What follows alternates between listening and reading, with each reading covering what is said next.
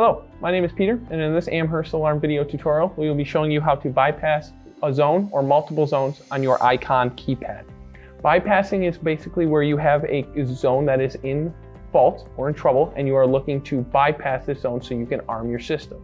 To do so on an ICON keypad, you are simply going to hit the star button and then the number 1. This is where you will see an icon pop up and start to blink, letting you know you are in the bypass feature.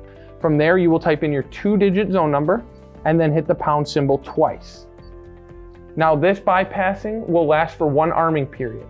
So if you go to disarm your system, that bypass will no longer be there. If you have any further questions regarding bypassing, give us a call over here at 716-632-4600.